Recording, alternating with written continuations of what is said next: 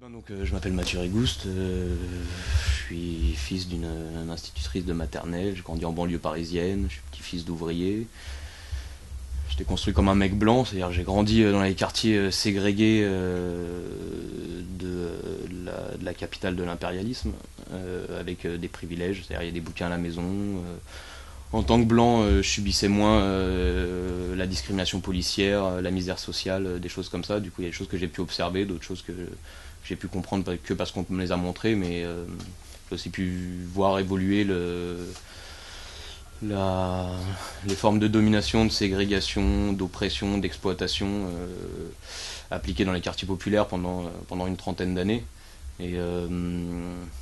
et donc, lié à ces questions de privilèges, les portes se sont moins refermées devant moi et j'ai pu à l'université aller jusqu'en doctorat et j'ai fait une thèse sur la manière dont l'armée française avait créé en Indochine et en Algérie pendant les guerres coloniales des technologies de guerre à la population et j'ai essayé de montrer comment ces doctrines de guerre au peuple, de terreur d'État avaient influencé énormément la restructuration sécuritaire et la mise en place des nouvelles formes de contrôle des quartiers populaires et notamment des parties des classes populaires issues de la colonisation, c'est-à-dire en gros des Noirs, des Arabes et des pauvres en France depuis les 50 dernières années. Du coup, j'essaie de montrer que en fait, ce que sont les médias déjà pendant la guerre d'Algérie et qui est utilisé sous la forme de l'action psychologique ou de la guerre psychologique ont une importance considérable quand il s'agit de faire une guerre à une population colonisée ou en tout cas de soumettre massivement un peuple et qui est basé sur le fait qu'en tout cas dans cette doctrine-là, il faut pouvoir convaincre alors d'une de la légitimité de la conquête, de l'opération militaro-policière, mais qu'il faut aussi pouvoir diviser le camp de ceux qu'on colonise, de ceux qu'on tente de soumettre. Et que du coup, pour faire participer une partie de la population à ce jeu-là, on utilise des figures de l'ennemi intérieur. Alors des figures de l'ennemi intérieur qu'on va en fait pouvoir retrouver à peu près partout où il y a des sociétés de classe, partout où il y a des formes de hiérarchisation sociale, partout où il y a des États, des proto-États, des classes dirigeantes. Quand on veut diviser les dominés, ben on fabrique une figure du bouc émissaire, une figure de l'ennemi, qui va permettre de tromper, c'est-à-dire de montrer au demi-non votre ennemi, c'est pas les classes dirigeantes, c'est pas les capitalistes, c'est pas les impérialistes, c'est pas le patriarcat, c'est pas le racisme. Non, l'ennemi c'est ton voisin, l'ennemi c'est l'étranger, l'ennemi c'est l'ouvrier du pays colonisé qui vient se faire surexploiter en France, etc. Et donc dans la fabrication de cet ennemi intérieur, les médias dominants dont il est assez simple de montrer qu'ils appartiennent aux mêmes industriels qui profitent de l'internationalisation des guerres au peuple. Ces médias-là ont une fonction fondamentale dans la promotion des imaginaires qui permettent de maintenir la guerre au peuple. On a une mécanique qui est en place en fait depuis, qui est déjà bien en place pendant la guerre d'Algérie et qui consiste à désigner comme ennemi intérieur une sorte de double personnage qui serait une alliance. Pendant la guerre d'Algérie, on désigne l'alliance entre les communistes et les anticolonialistes. C'est la figure le terroriste à l'époque, c'est à la fois quelqu'un qui est à la fois manipulé par Moscou et qui servirait inconsciemment, ou qui serait manipulé et qui servirait donc les intérêts du bloc soviétique, et en même temps un ennemi racisé. C'est la figure du félaga et du subversif. Bon bah la campagne de renforcement sécuritaire qui est en place depuis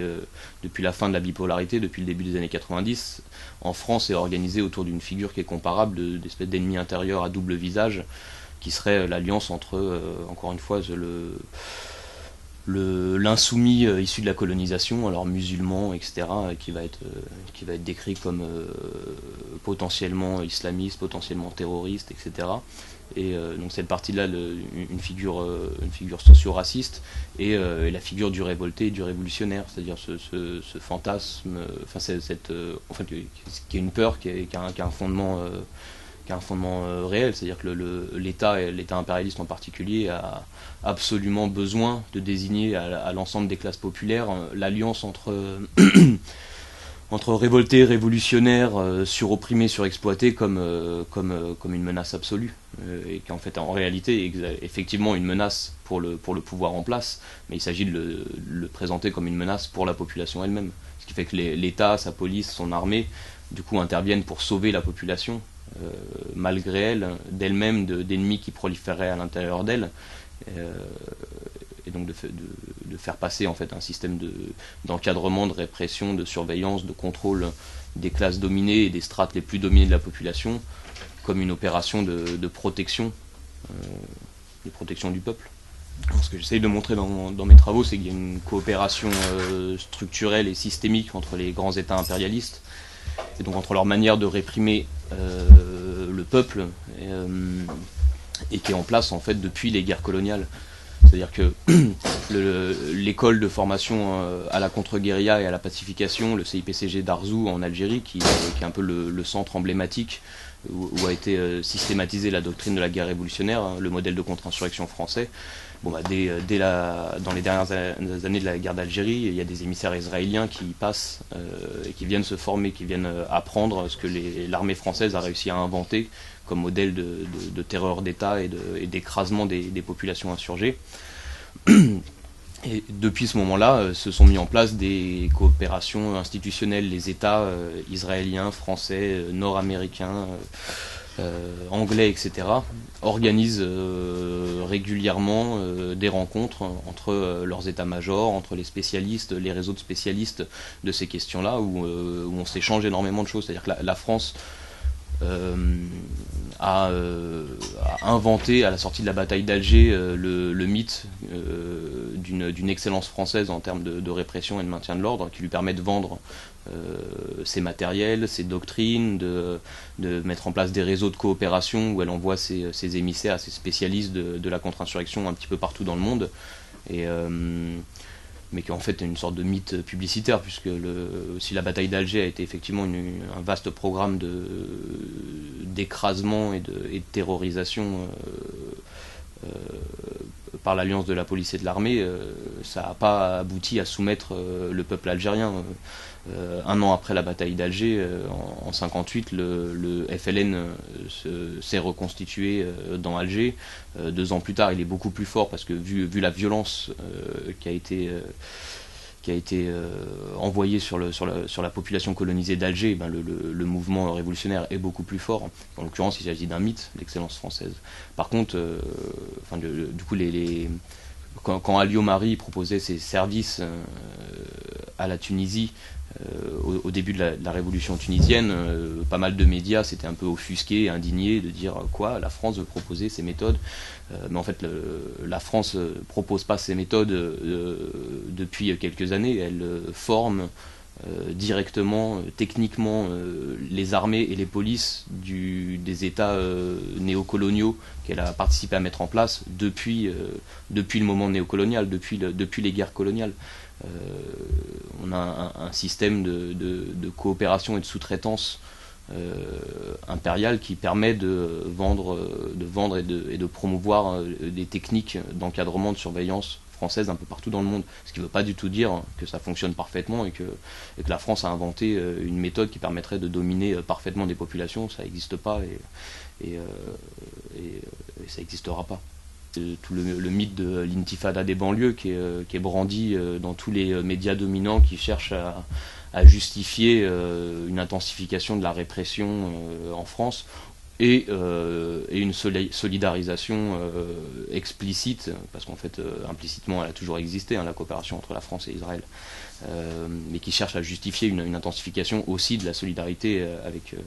avec Israël et Tzahal. Cette espèce de propagande autour de l'intifada des banlieues, elle sert aussi à maquiller des résonances réelles, qui sont le fait que effectivement ce qui se joue dans la domination policière des quartiers populaires, c'est bien le fait de soumettre la classe des surexploités, des suropprimés, qui est elle-même issue de la colonisation et qui a en fait en l'occurrence un parallèle à faire en termes de rapport de domination entre le joug colonial exercé par la puissance israélienne en Palestine et la forme de domination endocoloniale qu'exerce l'État français sur les classes populaires issues de la colonisation. Sauf qu'il s'agit de faire passer ça pour une sorte de menace globale qui serait liée au fait que en fait, les populations racisées dans tout le monde impérialiste, en fait, ce seraient des bassins de prolifération du terrorisme islamique, etc. Et donc que les grands États impérialistes doivent coopérer face à cette menace globale. Moi, je pense que c'est ce qu'on doit continuer à construire. Ces solidarités-là, elles n'ont jamais disparu. Si on regarde les luttes des travailleurs immigrés dans les années 70 en France, la référence au combat palestinien est constante, et c'est encore aujourd'hui un des prismes à travers lequel la construction d'un mouvement de résistance dans les quartiers populaires trouve un emblème, une icône dans la résistance palestinienne, parce qu'effectivement, pour les classes surexploitées, suropprimées des quartiers populaires, la résistance palestinienne constitue une sorte de référent emblématique en termes de souffrance, mais aussi en termes de combat, sur le fait que la résistance palestinienne passe pour quelque chose qui s'est jamais soumis, et qu'on n'arrivera jamais à soumettre, malgré le fait qu'elle a face à elle les premières armées du monde. Et donc bien sûr il y a un intérêt, je crois, on sortira de tout ça qu'à travers l'alliance des opprimés du monde entier, chacun face à leur système d'oppression, mais le pouvoir impérial en Palestine, en France et partout dans le monde tient précisément sur la division des opprimés. Donc on a tout intérêt à construire ces alliances.